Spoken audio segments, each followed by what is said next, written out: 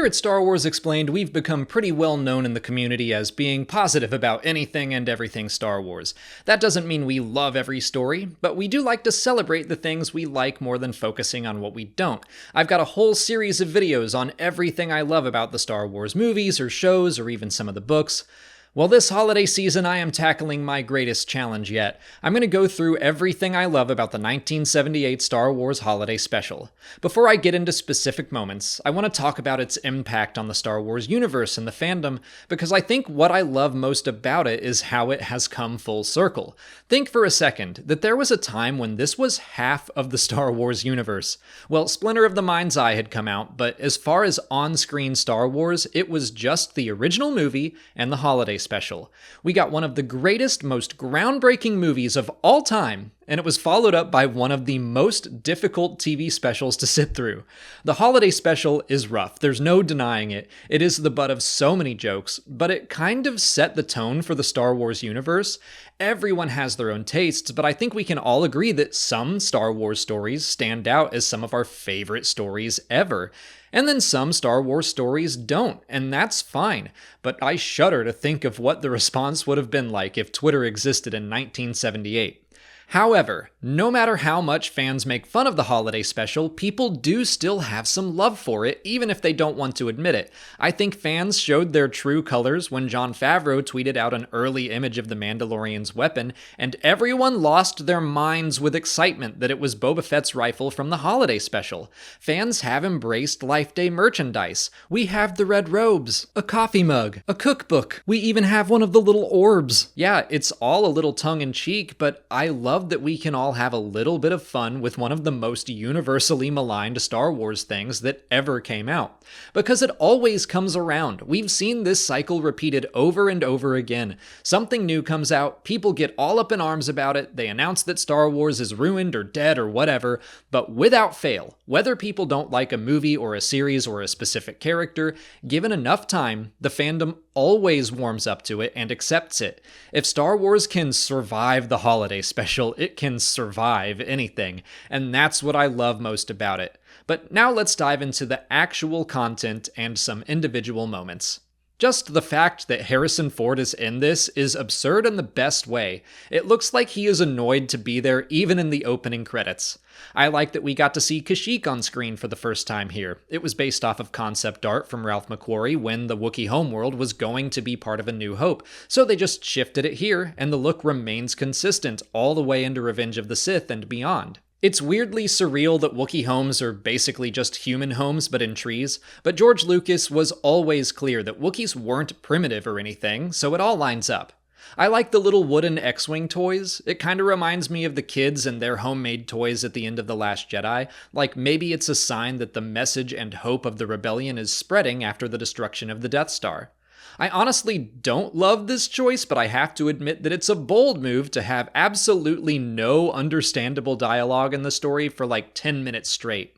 The little framed portrait of Chewbacca is so goofy, I can't help but laugh at it. I enjoy trying to get into the heads of the people that made the holiday special. Like, I guess we were still in the very early-ish days of visual effects like this, so they thought they could get away with 5 or so minutes of just a little holographic juggling show. I like seeing English letters written in Star Wars. They originally appeared in A New Hope as well, but were swapped out with Arabesh in the special edition. I don't know why George didn't want to do a special edition of the holiday special too, but whatever. I don't know why seeing Luke in his orange flight suit always gets me hyped up, but it does, and the holiday special is no different. Rewatching this scene in particular, I can see a lot of Luke from The Empire Strikes Back in Mark Hamill's performance. It actually does feel kind of like a good halfway point for him between episodes 4 and 5. It's honestly funny how long literally everything takes. Like, making contact with the trading post is 20 straight seconds of beeps and weird graphics on a screen. They really padded this thing out for time.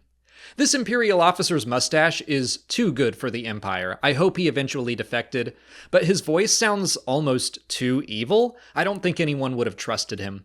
Okay, I kinda like the traitor Son Dan speaking in code to Mala. There is some charm to that. I genuinely love that Chief Bast appears in this. I know it's just unused footage from A New Hope where he definitely died, but we're only 3 stories into the universe and Star Wars is already making fans go, but what does this mean for the canon? Is this a contradiction? A retcon? Does Chief Bast have a twin brother? What is happening? Mala growling hello to Gormonda is hilarious. You cannot convince me otherwise. Hello.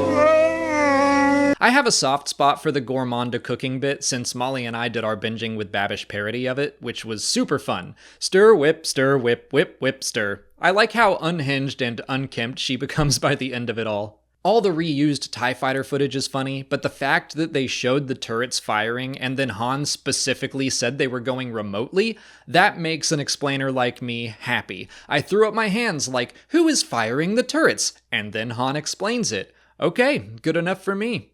I like that Itchy's device is literally called a mind evaporator, as if it will rot your brain, and they're not going to pretend otherwise. And then he watches weird ASMR like it's not really, let's just call it inappropriate, but also it is. Sondan was right, it is hard to explain. I just know that Itchy should not be watching that in the living room. I like the Jefferson Starship song well enough. It's no Niamos from Andor, but it's enjoyable. But it's kind of weird to have them all just using Earth instruments. There's still a good illustration of Imperial terror and tyranny from the officer, his not-so-veiled threats and insistence that they don't want to have to hurt anyone, but they will. The animated segment is probably the best part of the entire special. It's fun seeing Boba Fett's first on-screen appearance as like this time capsule of Star Wars history. By the way, in case you didn't know, this animated segment is available to watch on Disney Plus titled The Story of the Faithful Wookiee. I actually think the Imperials ripping apart Lumpy's toy Bantha and then seeing him hug it afterwards is genuinely sad. I love that Ponda Baba can be seen dancing around in the Cantina segment, as if nothing terrible happened to him in A New Hope. It's kinda like the Chief Bast appearance. Like, I know they're just recycling footage and costumes to keep the price tag low. I know that's meant to be a new character, but the Star Wars nerd in me demands an explanation. B. Arthur as Akmina is actually pretty entertaining. She should have shot Krellman, though. I like this giant rat creature that's just chilling in the bar, enjoying a drink and a song. I love that at the end of the day, the Empire is defeated by clumsiness. The Stormtrooper drops his blaster and then falls into the railing, which just crumbles. No offense to the Wookiees, but that is shoddy workmanship. A stiff breeze would have knocked that railing over. Gotta love the inclusion of the Wilhelm scream as well. And I laughed when Han announced that the Stormtrooper is gone. Just gone. The man fell like 1,000 feet into the Shadowlands. We all saw it. If the fall didn't kill him, he definitely died a horrible death. But it's nicer to just say, he's gone. It's always heartwarming seeing Chewbacca get some hugs. I like how absolutely trippy the ending is. What is this, the world between worlds? Okay, fine, I admit it, Leia's speech about the meaning of Life Day actually gave me chills watching it again. It's nice, alright? This thing has more endings than Return of the King, but I just keep laughing when another little segment plays. And that's it. That's everything I love, or at least enjoy, about the Star Wars Holiday Special. I really do hope they put it up on Disney Plus one day. Just do it. I think the world is ready. Let me know your favorite moments in the comments. If you haven't already, please like this video, subscribe to the channel, follow us on TikTok, Twitter, and Instagram, and consider checking out our Patreon page, where we have a margarita-fueled commentary of the Holiday Special you can listen to. And you can watch this playlist to see all of my other videos celebrating Star Wars. As always, thanks for watching, and have a very happy Life Day and holiday season.